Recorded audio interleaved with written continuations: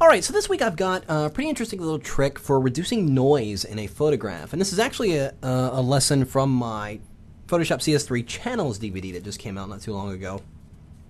So, here I have an image that I shot out in Las Vegas. It's the Bellagio Casino. And if I double-click my zoom tool and get it to 100% here, you can see that there is an insane amount of noise going on in the sky here.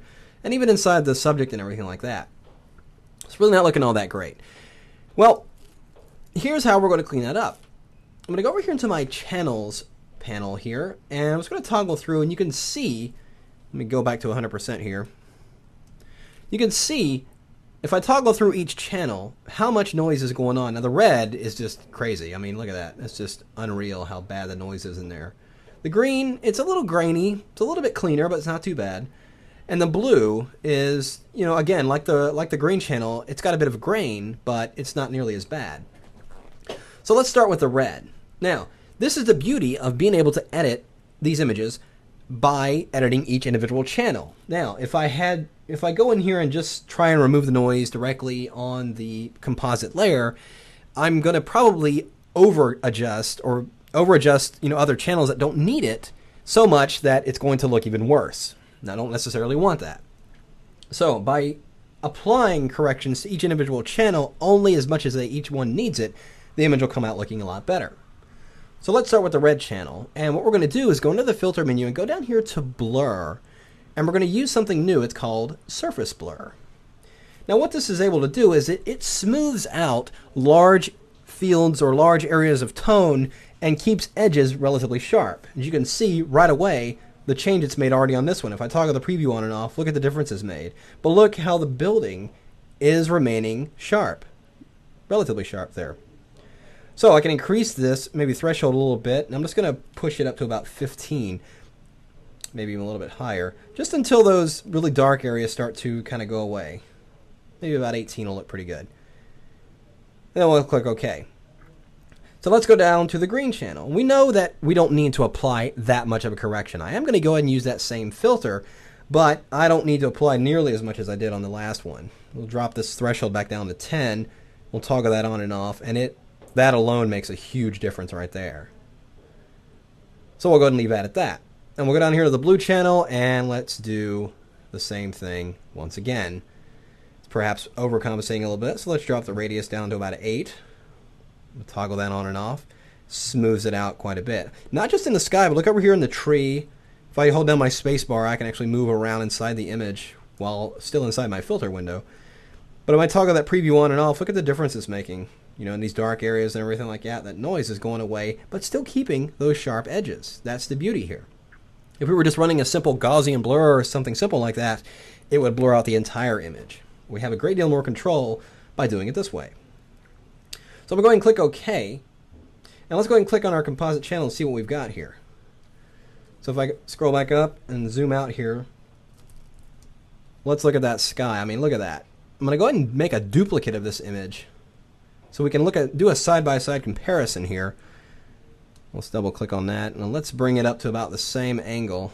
Well, let's go back to this one and go under File and go to Revert. So bring it back to its original state, and look at that difference. It's unbelievable. There we go. Oh.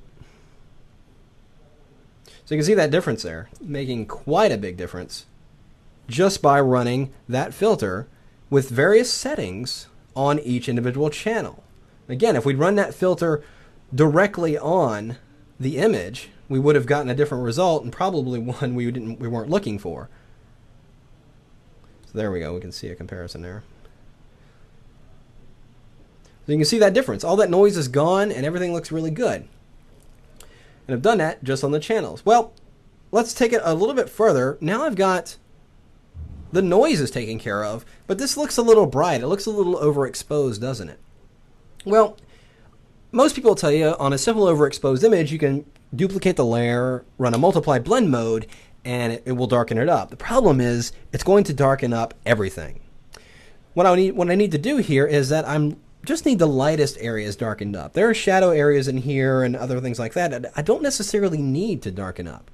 So here's what I'm going to do. I'm going to load the luminosity as a selection here on this image. And that's simply by pressing the Option command and the tilde key, which is a little wavy line next to the number 1.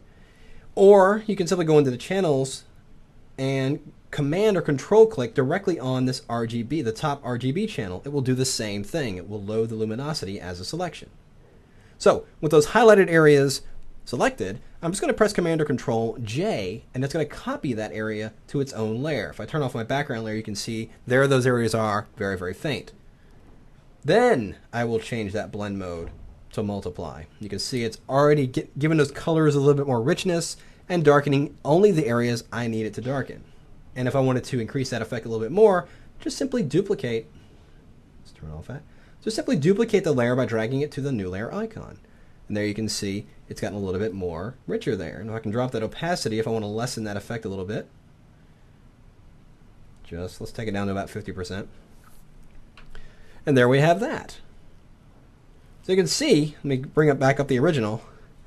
So there's our original, and we've taken it by removing the noise using channels.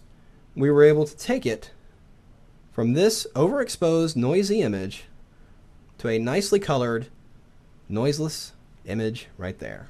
So really quick and easy, using surface blur to remove noise by applying it to individual channels at various settings.